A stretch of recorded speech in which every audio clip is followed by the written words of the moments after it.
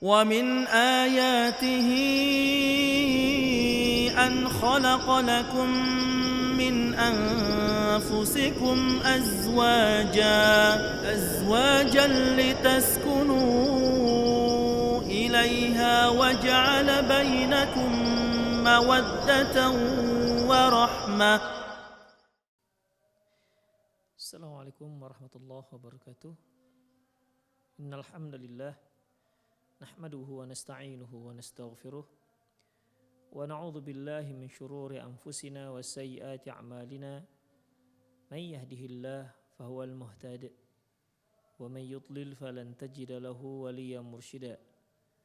Asyhadu an la ilaha illallah wahdahu la syarika lah wa asyhadu anna Muhammadan abduhu wa rasuluhu alladzi la nabiyya ba'dah. Wa qala Allah subhanahu wa ta'ala, ya ayyuhalladzina amanu taqullaha haqqa tuqatih wa la tamutunna illa wa antum muslimun. Ya ayyuhalladzina amanu taqullaha wa qulu qawlan sadida yuslih lakum a'malakum wa yaghfir lakum dhunubakum wa man yuti'illaha wa rasulahu faqad faza fawzan 'azima.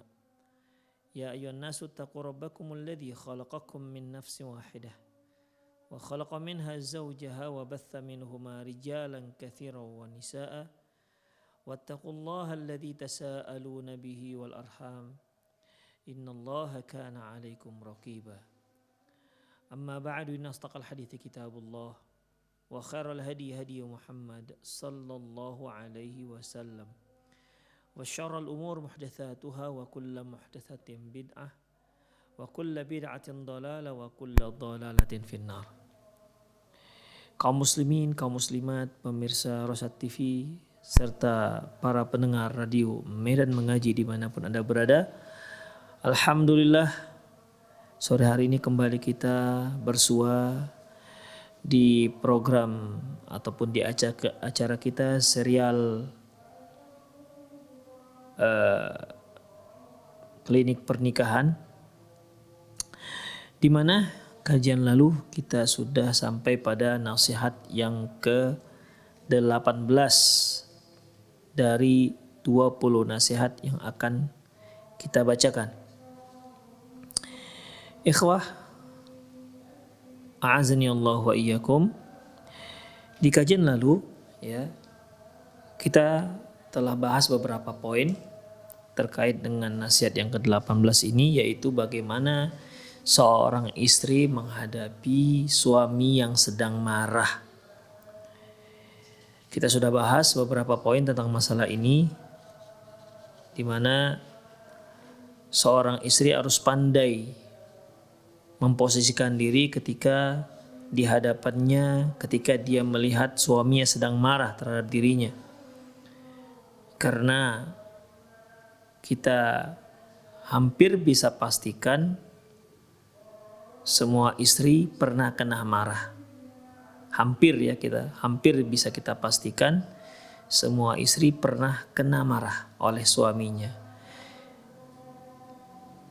Yang terpenting yaitu bagaimana sikap seorang istri di saat suaminya marah.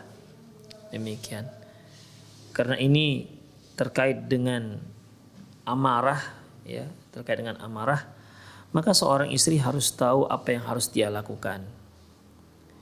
Yang lalu telah kita bahas, ikhwah, di mana penulis menyebutkan beberapa tips menghadapi suami yang sedang marah. Yang pertama, hendaklah seorang istri itu kendalikan juga amarahnya, kendalikan dirinya. Jangan sampai kemarahan dibalas dengan kemarahan. Jangan sampai kemarahan dibalas dengan kemarahan. Jangan sampai angkara murka dibalas, ditimpali dengan kemurkaan. Yang seperti ini tidak akan menyelesaikan permasalahan. Oleh karena itu seorang istri hendaklah dia berusaha semaksimal mungkin untuk menahan dirinya, untuk mengendalikan dirinya. Jangan sampai dia balas murkanya suami dengan kemurkaan dirinya. Karena Rasulullah Shallallahu Alaihi Wasallam pernah bersabda, "Laisa syadidu bisur'ah." Bukanlah orang yang dikatakan orang yang kuat itu yaitu orang yang menang dalam bergulat. Walakinna syadidu may yamliku nafsahu indal ghadab.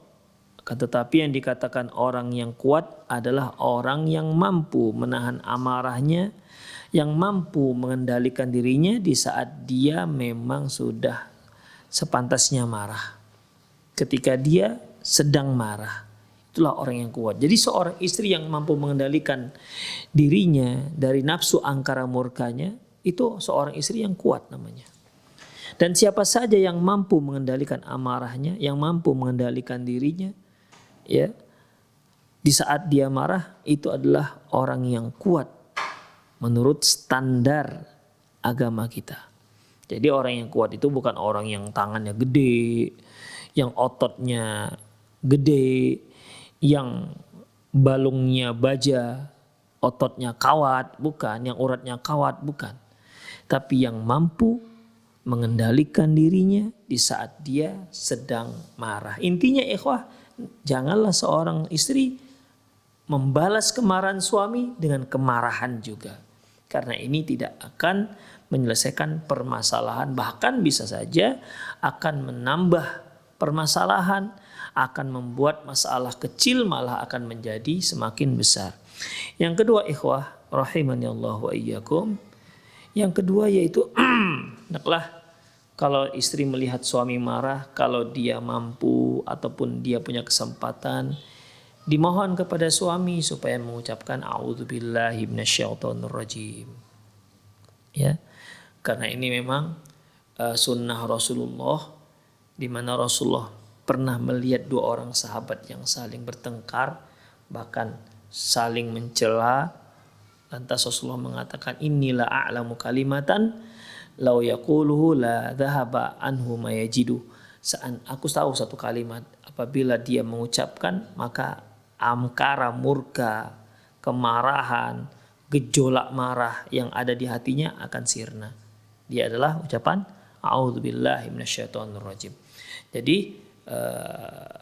kalau memungkinkan di saat si istri melihat ataupun menghadapi kemarahan suami, maka dimohon kepada suami, diminta, istri meminta suaminya supaya mengucapkan a'udzubillahi minasyaitonirrajim. Itu yang kedua. Yang ketiga ikhwah rahimani Allah wa iyyakum, yaitu dengan cara merubah posisi, ya. Dengan cara merubah posisi ini juga istri yang ngasih masukan kepada sang suami. Ya, apabila seorang sedang marah, sedang berdiri, maka hendaklah dia duduk. Kalau dia marahnya sedang duduk, maka hendaklah dia tidur. Ini sebagaimana hadis yang telah kita bacakan pada kajian yang lalu. Kemudian ikhwah, di sini juga penulis menyebutkan bahwasanya di antara pereda amarah yaitu dengan cara berwudu. Ya, ini berdasarkan hadis yang telah kita bacakan, walaupun hadis ini ya khilafiyah di kalangan para ulama akan kesahihannya, namun tidak sedikit juga para ulama yang menghasankannya. Ya, seperti Syekh Abdul Aziz bin Baz, seperti Imam As-Suyuti, ya, menghasankan hadis ini.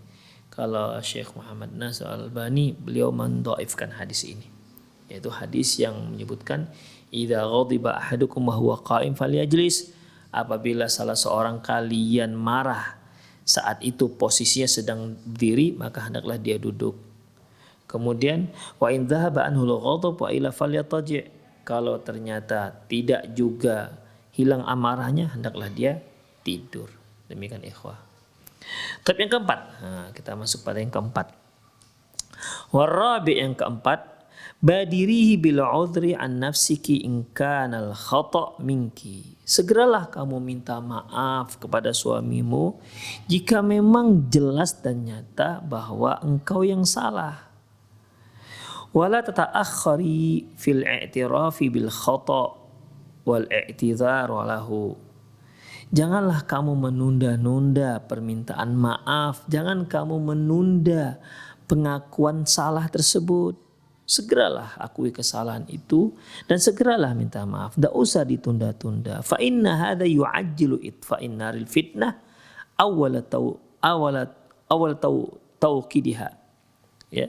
Karena dengan mengakui kesalahan kemudian ditimpali dengan permohonan maaf, hal ini dapat segera meredakan, memadamkan api kemarahan, meredamkan api fitnah, ya, di saat api tersebut mulai menyala. Demikian ikhwah. Jadi para istri segeralah minta maaf jika anti merasa memang anti salah, segeralah minta maaf. Tidak usah sungkan-sungkan, tidak usah segan-segan. Ya, sebagaimana kajian kita yang lalu, tidak usahlah bicara dengan suami itu untuk sebuah harga diri. Tidak ada harga diri antara suami dan istri. Yang ada itu saling memuliakan, ya, saling memuliakan, saling menghargai, saling memperhatikan. Itu ikhwah. Jadi di situ tidak ada yang hebat, tidak ada yang orang yang lebih mulia sehingga dia tidak, demi menjaga harga dirinya dia tidak mau minta maaf walau apapun yang terjadi, atau bagi kami ini pantang kami melakukan ini. Tidak usah lah, ya. Tidak usah, buang itu semua dari rumah tangga kita. Suami istri mereka adalah dua sejoli yang memang hatinya satu, ya. Berikan yang terbaik untuk pasangan kita. Berikan yang terbaik untuk pasangan kita. Ya, kalau memang si istri tahu dia salah dan dia akui itu di hadapan sang suami. Dan hal ini dapat meredakan kemarahan sang suami. Sebenarnya sebaliknya juga begitu. Suami juga tidak masalah seperti itu. Jangan gara-gara karena suami tidak perlu mengakui kemarahan karena suami nggak pernah salah. Kalaupun dia salah maka kembali kepada pasal 1, yaitu nggak pernah salah. Ya nggak bisa seperti itu. Ya, jadi kalau memang suami bersalah, memang saya salah, dimaafkan abang. Kenapa rupanya? Itu suatu kemuliaan, ikhwah. Ya, itu suatu kemuliaan. Apalagi sang istri. Jadi ketika si istri mampu meminta maaf, mengakui kesalahan terhadap suaminya, ini juga juga sangat kental sekali andil sang suami. Kalau seorang suami dia ngaku salah dan dia mohon maaf pada istri, saya yakin istri juga akan ngikut. Bahkan bukan hanya istri kita, bahkan anak-anak kita juga akan ngikut. Membiasakan diri untuk mengakui kesalahan ketika memang salah dan minta maaf. Itulah ikhwah. Jadi wahai para istri, segeralah minta maaf dan akuilah kesalahan kita. Akui saja kesalahan. Nggak ada yang rendah di sana. Tidak ada yang menghina di sana, tidak ada. Mereka yang mengakui kesalahan itulah orang yang mulia. Yang meminta maaf atas kesalahan inilah orang-orang yang mulia, ikhwah.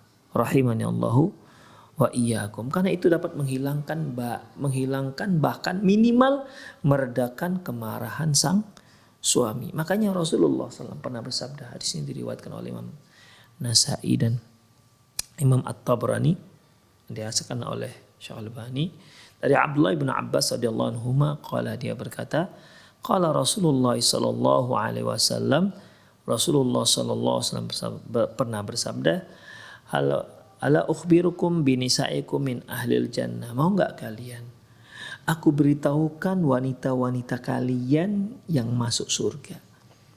Wanita-wanita kalian yang termasuk penduduk surga. Tahu enggak? Mau enggak kalian aku beritahu kriteria wanita yang menjadi penduduk surga nanti? Beliau katakan al-walud, wanita yang wanita yang subur, al-wadud, penyayang, al-a'uda ila zawjiha, yang kembali ke suaminya, artinya kembali dia minta maaf pada suaminya, ya. Al-a'uda ila zawjiha, dia kembali kepada suaminya. Allati idza adat au udhiyat, di mana kalau dia menyakiti suaminya atau mungkin dia yang disakiti oleh suaminya, ja'at, maka dia pun datang ke suaminya, hatta ta'khudhu biyadi zaujiha, sampai dia pegang tangan suaminya. Ya. Sampai dia pegang tangan suaminya, dia genggam tangan suaminya. Kemudian thumma taqul, kemudian dia berkata, inni la adzuqu ghamdan. Inni la adzuqu ghamdan hatta tarda. Aku enggak akan bisa tidur. Aku enggak akan bisa tidur sampai engkau ridho, wahai suamiku. Masya Allah. Jadi di sini coba perhatikan ikhwah. Ya. Pertama Rasulullah menyebutkan inilah kriteria, inilah karakter, inilah sifat wanita penduduk surga. Disebutkan satu persatu. Al-walud, yang subur. Al-wadud, yang penyayang. Al-a'uda ila zawjiha, yang kembali kepada suaminya, dia minta maaf. Allati, yaitu idza adat au udhiyat, apabila dia menyakiti atau dia disakiti. Ya, dia menyakiti atau dia disakiti. Ja'at, hatta ja'at, dia pun akan datang ke suaminya, hatta ta'khudhu biyadi zaujiha, sampai dia memegang tangan suaminya. Coba perhatikan ya Khafiddin. Di situ ada allati idza udhiyat, allati idza adat au udhiyat, yaitu yang apabila dia menyakiti atau dia yang disakiti. Jadi ini ikhwah, ya. Jadi di sini menunjukkan betapa mulianya wanita-wanita penduduk surga. Ya, punya karakter seperti ini. Di samping kita kan sudah pelajari karakter-karakter wanita-wanita penduduk surga. Di antaranya ini ikhwah. Ya, dia kalau disakiti saja, dia mohon maaf kepada sang suami. Tuh.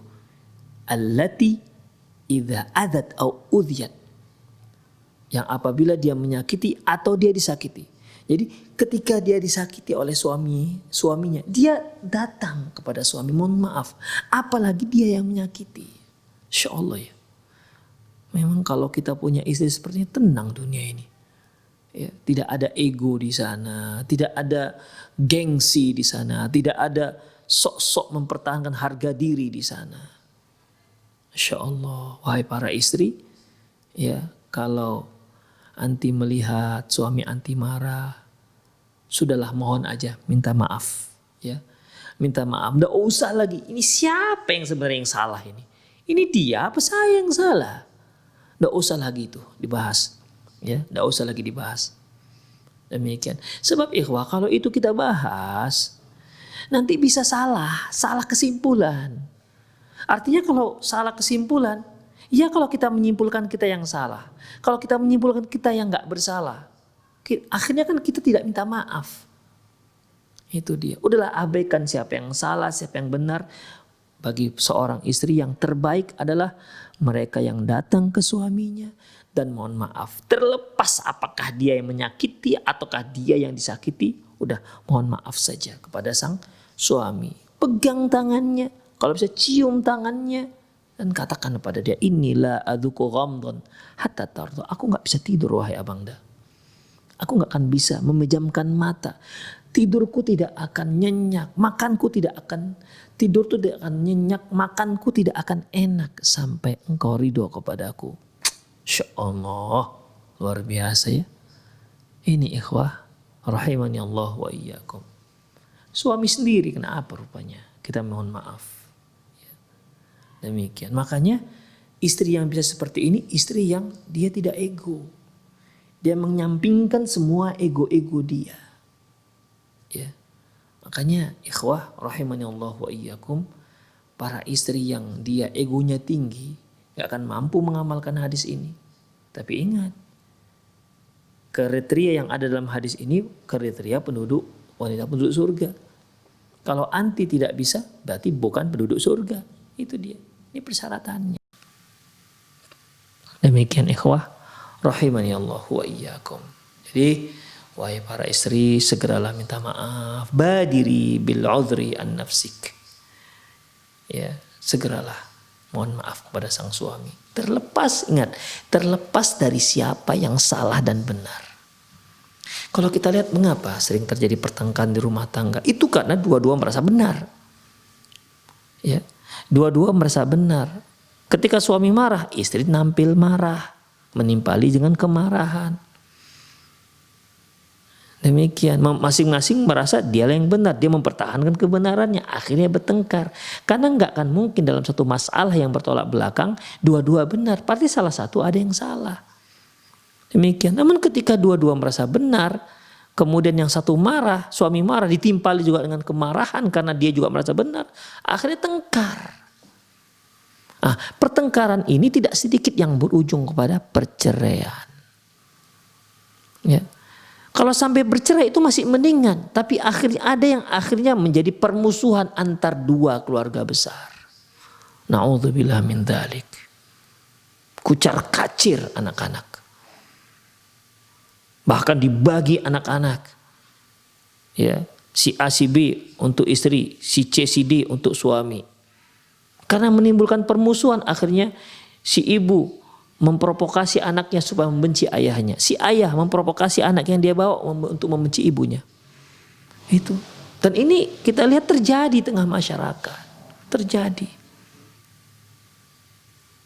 Makanya dalam Islam itu Allah mengatakan fa imsakum bima'rufin aw tasrihum biihsan. Kamu tahan istrimu dengan cara yang terbaik. Kalaupun mau kamu cerai, cerai dengan baik-baik. Ibaratnya kata orang Melayu, datang nampak muka, pulang nampak punggung. Begitu. Jangan datang nampak muka, pulang diam-diam tiba-tiba hilang. Itu jin namanya. Makanya ikhwah, ya, ini harus benar-benar kita pahami. Wahai para istri, gak apa-apa, mohonlah maaf, mintalah maaf kepada sang suami. Ketika suami marah, udah segera aja minta maaf, tanpa membahas siapa yang salah dan siapa yang benar. Insya Allah tips ini akan banyak menyelesaikan permasalahan. Tips seperti ini akan mudah untuk meredakan amarah sang suami. Baik, itu yang keempat. Ingat ya, yang keempat, segeralah mohon maaf kepada sang suami. Pegang tangannya, cium tangannya. Mohon maaf ya, wahai Bangda, wahai suamiku, ucapkanlah ucapan yang baik. Wahai suamiku yang tercinta, engkau ada dalam hatiku. Ya pandai-pandai ibu lah gimana cara mohon maaf. Mohon maaf yang sebesar-besarnya jika ada kesalahan. Kadang-kadang kan suami itu bisa diem aja. Istri nggak tahu apa kesalahannya, tapi yang jelas kan ada penyebab mengapa suami diam. Ada jenis suami itu ikhwah, dia kalau marah ngomong, ya. Dia kalau marah rata semua rumah dibuatnya, isi rumah rata semua. Ada orang marah semua dimarahin, mau istri anak semua rata. Ada mertua pun dimarahin. Ada yang jenis seperti itu. Ada yang suami itu kalau marah dia nggak ngomong, diem aja. Seorang istri harus peka dalam masalah ini. Suami saya kok diem ya, ini pasti ada yang salah, begitu.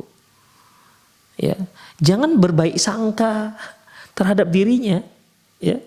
Jangan dia berbaik sangka pada dirinya. Kenapa abang saya diem ya? Mungkin lagi merenungan kesalahan-kesalahannya, begitu. Akhirnya permasalahannya nggak selesai-selesai. Ya. Nah, ketika dia melihat suaminya diem misalnya, istri nggak tahu apa ya membuat suami saya diem aja. Mungkin saya ada salah. Udah minta maaf, ngomong, datangi bang. Kenapa sih bang kok diam aja? Begitu. Kalau memang adik ada salah, mohon maaf ya bang. Mohon maaf jika ada kesalahan. Demikian. Jadi apa ya? Sesuatu yang sifatnya keras itu hilang dengan kelembutan. Ya. Sekeras apapun orang itu hilang dengan kelembutan. Itu dia. Ingat. Nasihat yang keberapa yang telah kita pelajari itu ya. Saya pun lupa nasihat keberapa. Artinya kewanitaanmu itu merupakan senjatamu yang terbesar dalam meluluhkan hati seorang suami. Kewanitaanmu. Apa itu sifat wanita? Tangisan, kelembutan, kesantunan. Itu dia ikhwah. Ya, itulah yang nomor 4. Kemudian yang nomor 5. Idza tala ghadabuh. Gimana? Kalau seandainya kemarahannya panjang, lama. Fa'adhari lahu min nafsiki ma ta'lamina annahu yuhibbuh min khidmatin wa libasin. Maka tunjukkan untuknya bahwasanya engkau suka, bahwasanya kamu tahu bahwa suami itu kan suka dilayani, suka disediakan bajunya. Fa inna ba'dhan nisa wa illam tuqabil ghadabu zauji bil kalami illa innaha tuqabiluhu bisu'il asyrah. Karena sebagian kaum wanita itu walaupun dia ketika menanggapi suami marah, dia nggak tanggapi dengan ucapan, dia nggak timpali ucapan dengan ucapan, tapi dia balas dengan apa? Dengan memperburuk pelayanan. Itu dia. Ya, suaminya marah, memang dia nggak balas, atau mungkin dia nggak pandai balas. Tapi akhirnya makanan nggak dihidangkan, sarapan nggak dimasakkan, pakaian nggak disiapkan. Demikian ikhwah. Ya, nggak boleh seperti ini. Jadi ketika suami lama marahnya, ya, hendaklah engkau menunjukkan bahwasanya sikapmu nggak berubah, ya, pelayanmu nggak berubah terhadap sang suami, karena kamu tahu suami itu suka dilayani, ya, suka dilayani. Artinya apa kebutuhan dia terpenuhi, demikian. Dan saya yakin juga para istri yang saya amati, mereka juga senang melayani sang suami. Iya. Entah kenapa Allah jadikan fitrah dia itu seperti itu. Ya. Allah jadikan fitrah dia seperti itu, senang melayani suaminya, senang melayani anak-anaknya. Allahu Akbar, ini memang tabiat dan memang fitrah yang Allah ada pada para kaum wanita. Demikian. Jadi, ya kamu tunjukkan itu bahwasanya seorang istri juga senang melayani sang suami. Jadi walaupun suami sedang marah, enggak apa-apa. Ya, enggak apa-apa. Terus beri pelayanan. Jangan memperburuk pelayanan. Itu dia. Ya. Karena suami marah, makan siang udah enggak ada. Suami digitukan, ya, diperlakukan seperti itu.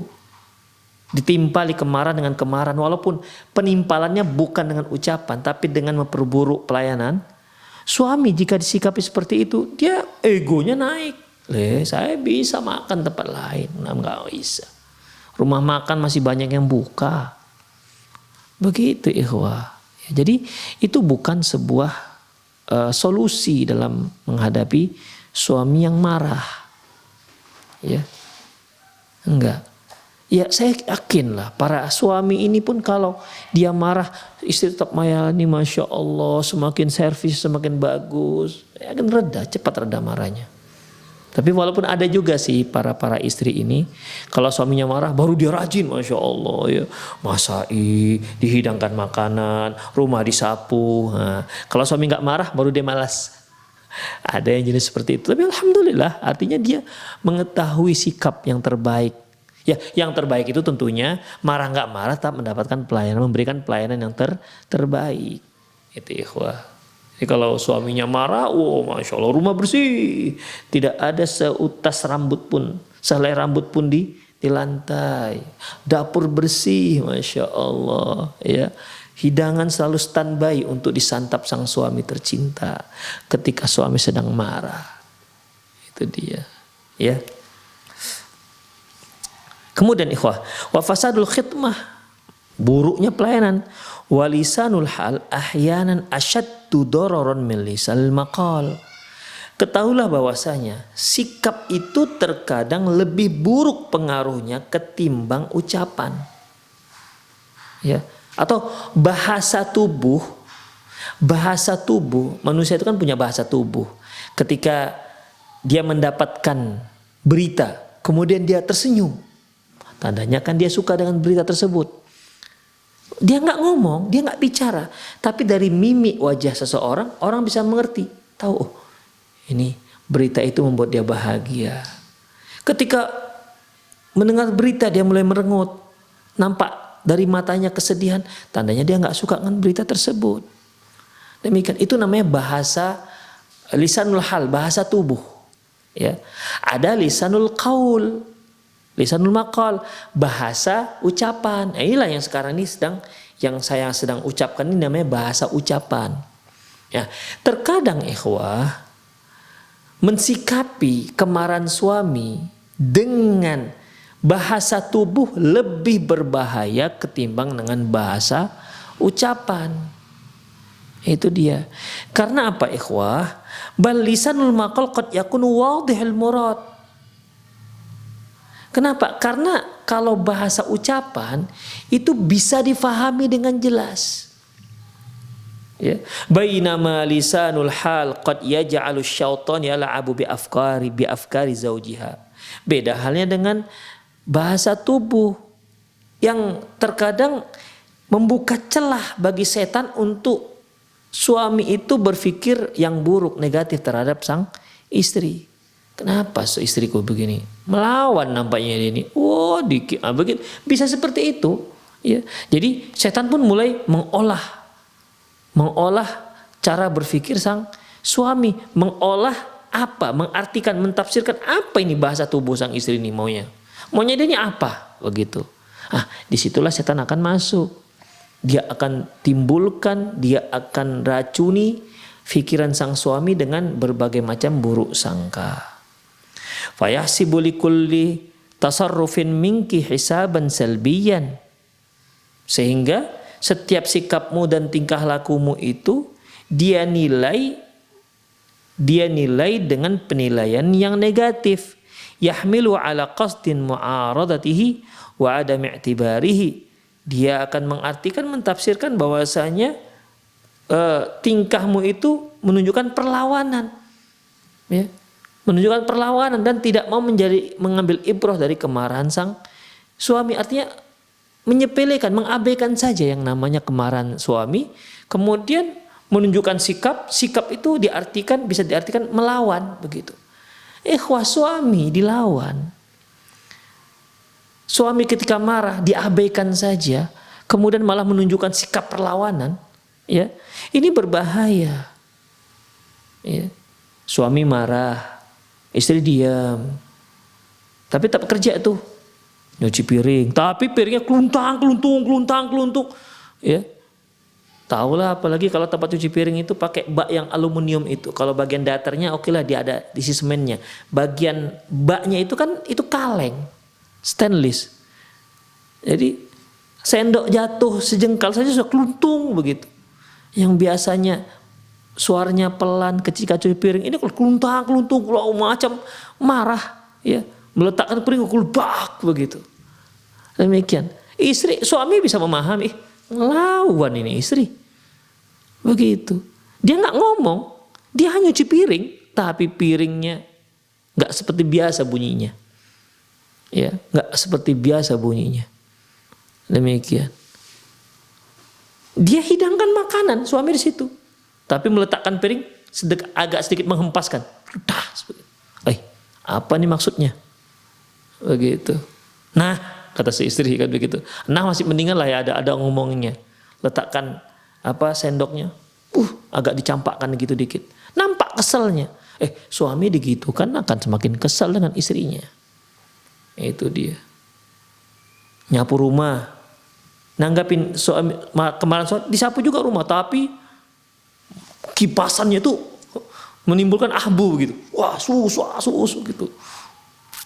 Demikian ikhwah rahimani Allah wa iyyakum. Ya. Jadi itu sikap-sikap yang tidak baik. Jadi bahasa tubuh itu lebih berbahaya ketimbang bahasa lisan. Karena bahasa lisan memiliki makna yang jelas. Bahasa tubuh akan dijadikan setan sebagai celah untuk memprovokasi sang suami. Demikian ikhwah rahimani Allahu wa iyyakum. Oleh karena itu, wahai para istri, ya timpalilah kemarahan suami itu dengan khidmat. Kalau bisa khidmat dan pelayanannya melebihi dibandingkan sebelumnya. Demikian, ya. Tidak apa-apalah dimarah sang suami, dengar aja. Ya, ketika suami marah makan, bang tambah bang nasinya, nah, begitu. Bang ini lauknya bang, gitu. Masya Allah itu bisa hilang kemarahan suami. Ya. Tapi kalau suami marah, dia makan, kemudian ditimpali dengan sikap-sikap acuh tak acuh, cuek, gitu kan, suami akan bisa semakin marah. Demikian ikhwah rahimani Allahu wa iyyakum. Jadi jangan balas kemarahan suami, jangan timpali kemarahan suami dengan kemarahan kita nggak ngomong tapi sikap, itu akan memperburuk masalah. Kalau bahasa para motivator, mereka menyebutkan ada istilah batu bata. Batu bata. Batu bata itu artinya batu bahasa tubuh, bata bahasa kata. Nah, demikian. Sebagai seorang yang mengajar misalnya, dia harus memakai bahasa tubuh dan bahasa kata. Ketika dia menceritakan sebuah kemarahan, dia harus tampilkan mimik marah. Ketika dia menceritakan sebuah kesedihan, dia akan tampilkan mimik wajah yang sedang sedih, begitu. Ya, jadi ikhwah, dia tersenyum, dia terlihat akan kadang marah, mungkin pada satu kala ketika dia menjelaskan dia akan terlihat melotot matanya. Itu bahasa. Ya, itu bahasa, dan ini lebih mudah ditangkap oleh audiens ketimbang kita ngomong aja macam memberikan kuliah untuk untuk mencapai target sekian SKS. Ya, demikian ikhwah rahimani Allah wa iyyakum. Coba perhatikan Rasulullah SAW. Ya, nggak ngomong saja para sahabat ngerti. Nggak ngomong, tiba-tiba wajah Rasulullah berubah menjadi merah. Tahu sahabat. Ya, tahu sahabat ini lagi marah nih Rasulullah Sallallahu Alaihi Wasallam. Demikian ikhwah. Yang keenam, wasadis, in ra'aiti anna wukufaka amamahu yazidu min ithatil ghadab aw khashiti an tatasarrafi aw tatakallami bima la yalik fansarifi min amami. Yang keenam, apabila kamu melihat jika kamu berada di hadapannya itu akan menambah gejolak amarahnya, atau kamu khawatir kalau seandainya kamu berada di hadapannya, ya, kalau kamu beranjak dari hadapannya atau kamu bicara dengan yang tidak layak, maka silahkan kamu beranjak dari hadapannya. Begini maksudnya ikhwafiddin. Misalnya nih suami marah nih, ya, suami marah. Ya, biasanya kan kalau orang yang dimarah di depan orang yang dimarah. Orang yang yang dimarah itu berada di depan orang yang marah. Kan nggak mungkin orang yang istri yang dimarah nih sebelah kiri, tapi dia ngomong di sebelah kanan. Kamu nggak becus. Itu orang gila namanya. Pastinya kalau orang yang sedang marah, dia sedang berhadapan dengan orang yang dia marahi. Nah, demikian. Ya. Jadi kalau seandainya kamu tahu kebiasaan suami itu nggak suka kalau dia sedang marah, istri berdiri depan dia, maka silakan beranjak dari situ. Ya, silakan beranjak dari situ. Demikian. Atau kalau seandainya suami marah, si istri berada di depan suami, khawatir terjawab oleh sang istri. Ya. Kadang-kadang istri ini kan ada yang komputer itu cepat. Ketika suaminya ngomong, dia bisa menimpali. Ya, ada yang istri-istri yang tulalit begitu. Lama dia fahamnya. Marahnya sekarang, besok baru dia faham. Ada seperti itu. Ya, ini perlu di-upgrade lah ini prosesornya kalau yang begini. Jadi dia khawatir, ini kalau saya berada di hadapan suami, jangan-jangan terjawab saya ini, misalnya begitu. Maka mohon maaf, pamit, begitu, dari hadapan sang suami. Amma in kana hadza yazidu itharatan ghadabu. Adapun kalau kamu beranjak dari di hadapannya ketika suami marah, kamu tinggal, ya, itu malah membuat dia lebih marah. Fayara anna insirafuki istighfafun lahu. Kamu melihat kalau suami sedang marah, kamu berada di hadapannya, kamu pergi, kamu tinggalkan, ini berarti akan diartikan oleh sang suami bahwasanya kamu sedang meremehkan dia. Maka fala tughadiri hatta tantiha min kalami. Jangan kamu tinggalkan dia. Ya, jangan kamu tinggalkan dia sampai dia selesai marah. Begitu, tahan aja. Suami marah nih dengan istri, mungkin di meja makan. Dek, kok begini sih dek? Kamu kan begini, dia marah lah. Ya marah itu kan tidak harus meletup-letup ya. Marah itu tidak harus dengan bahasa kasar. Nampak kan? Kamu jangan begini dek, karena kamu begini. Lagi begitu, pergi sang istri. Pergi. Iya, mana istri tadi nih? Kan ini menganggap sepele. Ini bisa membuat suami lagi marah. Demikian. Kalau kamu tahu seperti itu. Jadi ikhwah, para istri harus mengerti gimana kondisi sang suami. Kalau seandainya suami marah, anti berada di hadapan dia, ya, keberadaan anti di hadapan itu akan membuat anti menjawab amarahnya atau akan anti terjawab anti lah ucapan-ucapan sang suami, mendingan mohon maaf untuk beranjak dari sana. Tapi kalau seandainya anti beranjak dari situ membuat suami menjadi lebih marah karena menganggap sepele dia, maka sabarlah anti, duduk di hadapan suami, tetap berada di hadapan suami sampai suami selesai ngomongnya. Begitu ya, para istri ngertilah masalah ini. Mungkin dia sudah pengalaman sebelumnya, ya, suaminya itu kalau marah maunya diapain gitu. Apakah kita dengar, ya, atau kita beranjak dari situ. Demikian ikhwah rahimani Allah wa iyyakum. Jadi bersabarlah kalau sang suaminya suka, kalau istrinya itu kalau dia sedang marah suka, kalau suami sedang marah suka kalau dia didengar, ya bang, maaf bang, ya bang, begitu kan. Itu aja. Wa in ihtajal amru ila an tatakallami fatakallami bi adabin lutfin.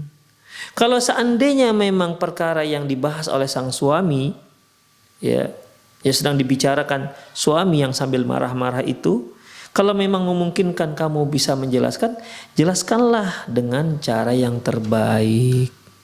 Demikian ikhwatiddin, dengan adab, dengan lembut. Itu dia. Jadi kemarahan nggak bisa. Kemarahan tidak bisa ditimpali dengan ketegasan. Habis nanti sang istri, habis. Bertambah marah dia. Ya. Kemudian wajammali kalamaki bi'ibaratin tukhaffifu minal ghadab. Hiasilah ucapanmu itu dengan ibarat-ibarat ataupun lafaz-lafaz yang dapat meredakan amarahnya. Jadi misalnya suaminya marah nih. Iya bang, maaf lah bang ya. Memang abang betul. Ya memang abang betul begitu. Iya. Ini kan bisa bisa meredakan, tapi abang salah, nggak begitu ceritanya, abang yang keliru, abang yang salah, tafsir abang, bertambahlah jadinya. Di dalam masalah ini ikhwah, pilihlah para istri, pilihlah kata-kata yang bisa meredakan amarah sang suami. Mohon maaf itu juga termasuk permintaan maaf dari sang suami, itu juga senjata yang kuat untuk meredakan amarah sang suami. Tutfi'ul lahab, dan menghilangkan gejolaknya. Kaqauliki, seperti ucapanmu, hafidzakallah, bang semoga Allah menjagamu bang, Allah yar'ak, semoga Allah senantiasa menjagamu juga ya. Wa hafidzakallah li, semoga Allah menjagamu untukku. Gitu. Abaqakallah li, semoga Allah memperpanjang usiamu untukku. Ya habibi, wahai cintaku. Banyaklah ya. Jadi para akhwat yang sudah punya suami, cobalah gunakan bahasa-bahasa yang seperti ini untuk meredakan amarah sang suami. Itu dia, ya. Jangan kalau dengan pacarnya dulu, bahasa-bahasa romantis luar biasa. Kalau dengan suami tidak bisa keluar sedikit pun. Padahal seharusnya ini yang lebih diutamakan untuk sang suami. Ustadz saya nggak biasa pakai gitu-gitu, cari di internet apa bahasa-bahasa yang bagus. Kan bisa kita belajar, segala sesuatu bisa belajar. Informasi mudah kita dapat. Ya, informasi kita mudah kita dapat. Demikian ikhwah. Baik. Selanjutnya ikhwah. Wa nahwuhu mimma yaliqu bil aqilati qawli, dan seterusnya ya. Fa in istakhaffa asy-syaitan aqluh. Fa in istakhaffa asy-syaitan aqlahu wa tasallata ala lisani wa takallama bi kalamin kharijin min maidan al-adab min sabbin wa syatamin wa nahwi fala tuqabilihi bil mithli. Kalau ternyata setan sudah mulai ikut campur, setan sudah merasuk di akalnya dan sudah merasuki lisannya, sehingga dia bicara dengan ucapan-ucapan yang keluar dari adab, sehingga sang suami bicara dengan pembicaraan yang tidak sopan, pembicaraan yang kasar, namanya juga sudah dirasuki oleh setan. Akalnya sudah dirasuki oleh syaitan, lisannya sudah dirasuki oleh syaitan. Karena ikhwah, orang yang marah, tentunya yang bicara kita maksud marah di sini, marah dalam makna negatif ya. Yang lalu telah kita bahas bahwasanya marah itu ada dua.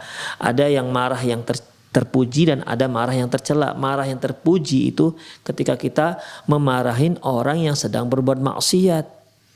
Yang tercela itu ya sebaliknya. Kita marah karena masalah-masalah yang sifatnya pribadi, kepentingan kita tidak terlayani dan lain-lainnya.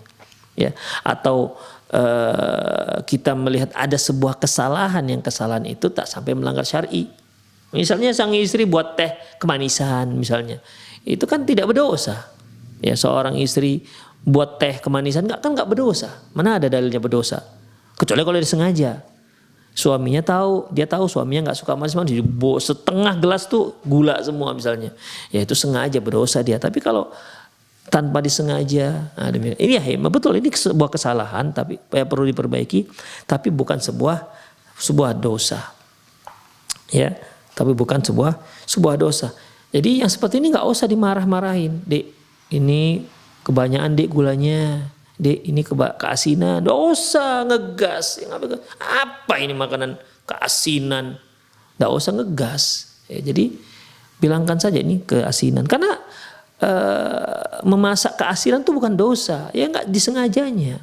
Kadang-kadang karena berbeda selera, berbeda lidah dengan suami dengan istri. Itu ikhwafiddin. Ya, jadi ya kalau dia marah-marah dalam masalah yang seperti itu, ini baru tak dibolehkan. Ini marah yang negatif, maknanya marah yang tidak terpuji. Ini yang dikatakan Rasulullah SAW, la taghdab, farad dalam mirar, la taghdab. Jangan kamu marah, jangan kamu marah, jangan kamu marah. Ya, jadi kalau marah itu ikhwafidin, marah yang makna negatif ini, ya, ini sudah ikut campurnya di situ, ada ikut campur setan. Ya buktinya ketika Rasulullah SAW melihat ada dua orang sahabat yang saling mencela waktu itu, ada yang sampai mencela merah matanya. Rasul sampai mengatakan inilah a'lamu kalimatan law yaquluhu la dhahaba anhu ma yaqul. Aku tahu satu kalimat apabila dia ucapkan maka akan hilang apa yang dia rasakan, kemarahan yang dia alami, yang dia rasakan. Apa itu? A'udzubillahi minasyaitonir rajim.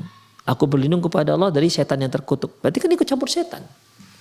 Makanya seorang yang marah kalau sudah campur setan di situ, ya, itu dia akan gelap mata, lisannya pun nggak terkontrol lagi, ya, ucapan-ucapan tidak terkontrol lagi. Di situ akan ada celaan, cercaan, penghinaan. Nah, apabila sang istri mendapatkan suami seperti ini, marah sampai pada tahap seperti ini, mencaci maki, mencela, terkadang mengucapkan ucapan yang kotor ditujukan kepada sang istri, maka apa yang dilakukan oleh istri? Fala tuqabilihi bimithli. Jangan kamu balas dengan yang sama. Kata suami, kamu ayam, abang bebek, enggak usah ngapain. Ya. Kalau suami mengatakan, kamu monyet, enggak usah ditimpel, abang induknya monyet, abang suaminya monyet, enggak usah. Ya. Ya kan namanya juga sudah setan. Udah jelas manusia depannya, masa dikatakan monyet? Dalam hati bilang aja, enggak, saya enggak monyet. Begitu ikhwah. Ya jelas. Fala tuqabilihi bil misli. Jangan kamu timpali dengan yang sama. Artinya dengan cercaan yang sama. Innama alaiki muqabalatuhu bil qadhmil ghaidh. Kamu harus menimpali dengan apa? Dengan menahan amarah. Kama qala ta'ala, sebagaimana firman Allah Subhanahu wa ta'ala, alladzi yunfiquna fis sarra'i wad dharra'i wal kadhiminal ghaidha wal 'afina 'anil nas, yaitu orang-orang yang menginfakkan hartanya fis sarra' wad dharra', dalam keadaan lapang dan dalam keadaan sempit, wal kadhiminal ghaidha, dan orang-orang yang mampu menahan amarah, wal 'afina 'anil nas, dan orang-orang yang memaafkan manusia. Wallahu yuhibbul muhsinin. Allah mencintai orang-orang yang berbuat baik. Ini ikhwatiddin. Ini ayat ini sebelumnya Allah menyebutkan wasari'u ila maghfiratin min rabbikum wa jannatin 'arduhas samawati wal ard. Segeralah kalian untuk mendapatkan keampunan dari Tuhan kalian dan untuk mendapatkan surganya yang luasnya seluas langit dan bumi.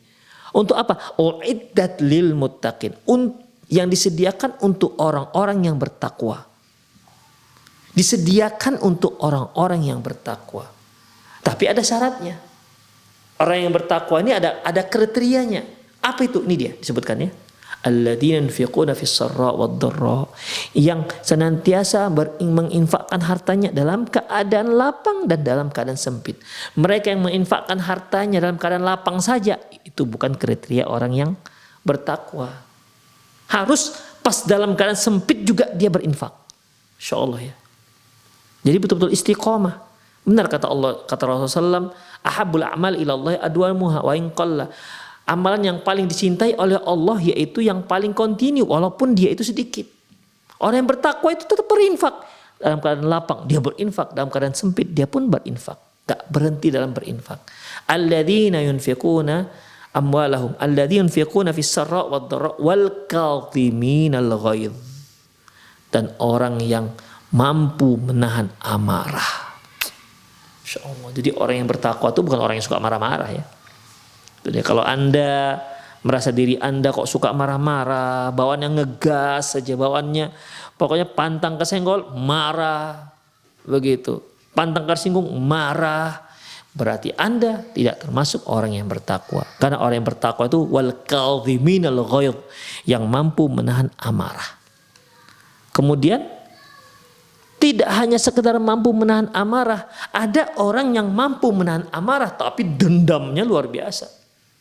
Ya, dendamnya kesumat. Jadi mampu menahan amarah, wal kadhiminal ghaidh, yang mampu menahan amarah, kemudian wala afina 'anin nas, dan memaafkan orang-orang, memberikan kemaafan. Insyaallah. Ya, ini luar biasa. Ini bukan mudah ikhwah. Hanya satu ayat. Ya. Dikit aja ini tuh. Berinfak dalam keadaan lapang dan sempit, mampu menahan amarah dan memaafkan manusia. Ini bukan cerita mudah ini. Ya, menahan amarah bukan cerita mudah. Memaafkan orang juga bukan cerita mudah. Ada orang saya maafkan Ustadz, tapi jengkelnya masih ada. Rasanya hati masih berat. Itu berarti belum dimaafkan. Demikian ikhwah, ya. Wallahu yuhibbul muhsinin. Sesungguhnya Allah itu mencintai orang-orang yang muhsinin, yang berbuat baik. Demikianlah pemirsa, insyaallah nanti akan kita lanjutkan pada kajian akan datang, ya, di mana jadi kita sudah sampai pada 6 poin, ya, 6 poin. Saya ulangi, poin pertama yaitu hendaklah kendalikan diri, hendaklah seorang istri mengendalikan diri, ya, jangan timpali kemarahan dengan kemarahan. Kemudian harus diketahui bahwasanya marah itu dari setan. Dicoba berupaya meminta pada suami supaya mengucapkan auzubillahi minasyaitonirrajim, merubah posisi. Kalau dia marah dari dalam keadaan berdiri, berubah jadi duduk. Kalau dia duduk, berubah jadi tidur untuk menghilangkan amarah itu. Ya, atau berwudu. Ya, itu berwudu. Itu yang nomor 3. Kemudian yang nomor 4, minta maaf, segera minta maaf. Ya, wahai para istri, segera minta maaf. Ya, tanpa mempedulikan siapa yang salah, udah minta maaf saja. Kalau suami marah, minta maaf aja. Begitu. Ya, berdasarkan hadis yang kita bacakan tadi, itu merupakan ciri kriteria seorang wanita yang akan menjadi penduduk surga. Kemudian kalau seandainya suami marahnya lama, ya, marahnya lama, maka jangan kurangi pelayanan terhadap dia. Jangan kurangi khidmatnya. Jangan. Bahkan kalau bisa servisnya lebih memuaskan. Nah, hal itu bisa menghilangkan amarahnya. Ya, juga dengan minta maaf, ya. Kemudian yang keenam yaitu masalah posisi, ya, posisi. Kalau seandainya dia nggak suka ketika marah anti berada di hadapannya, ya beranjaklah dari hadapannya. Kalau ternyata dia ketika marah maunya dia anti tak berada di hadapannya, ya jangan berpindah dari sana. Itulah ikhwah rahimani Allah wa iyyakum. Itulah saya kira itu saja untuk sore hari ini. Lebih dan kurang mohon maaf, aku qouli hadza wa astaghfirullah li wa lakum wal muslimin innahu ghafurur rahim. Bagi para pemirsa dan pendengar yang ingin bertanya, silahkan layangkan pesan Anda, pertanyaan Anda di nomor WhatsApp yang ada di layar kaca Anda ataupun di nomor 0895 6113 2778, atau yang mau langsung interaktif silahkan hubungi nomor yang ada di layar kaca Anda. Yang mau interaktif langsung silahkan hubungi nomor yang ada di layar kaca. Melalui chatting juga boleh, atau melalui yang biasa kita pakai 0895 6113 27778. Silakan.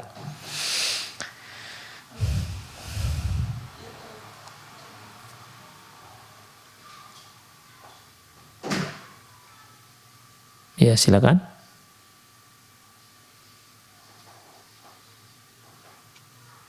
Halo. Halo.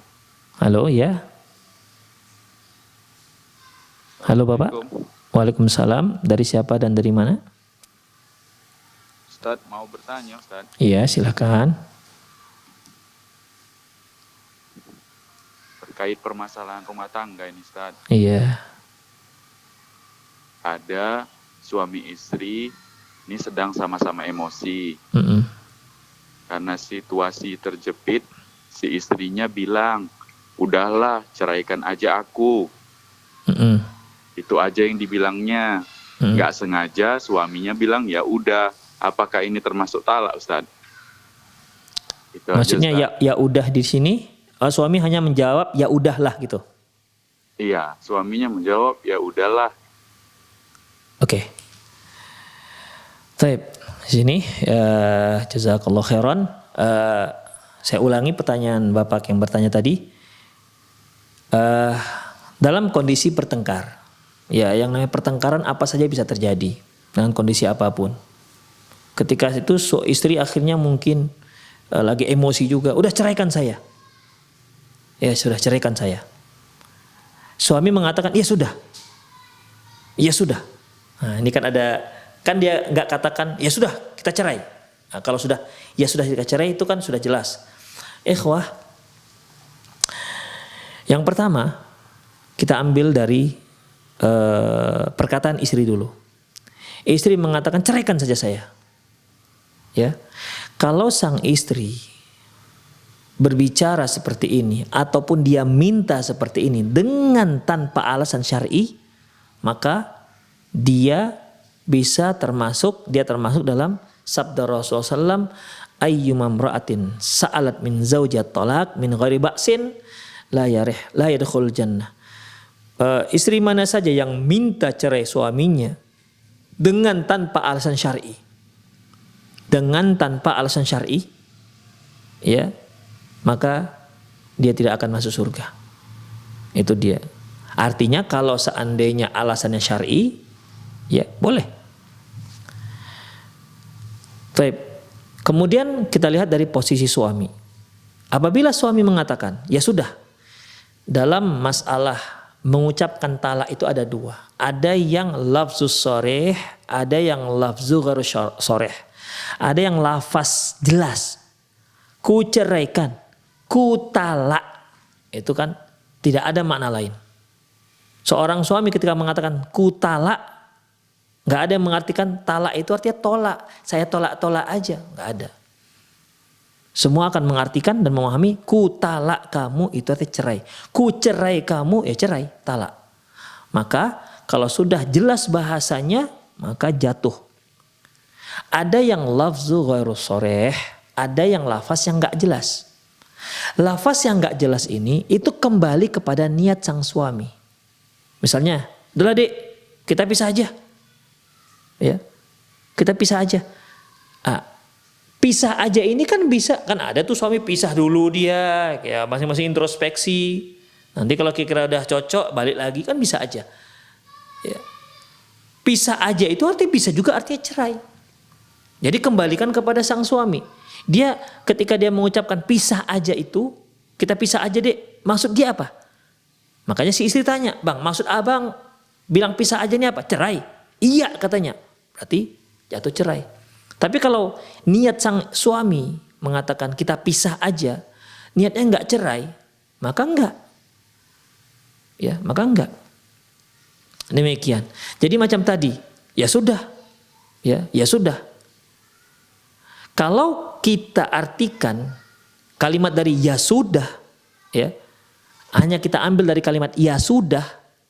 Kalimat ya sudah itu bukan kalimat perceraian. Ya, bukan kalimat perceraian. Tapi kalau kita lihat dari konteks, ya, konteks misalnya nih saya tanya, "Kamu sudah makan?" "Ya sudah." Artinya sudah apa ini? Sudah belajar? Kan enggak, tapi sudah makan.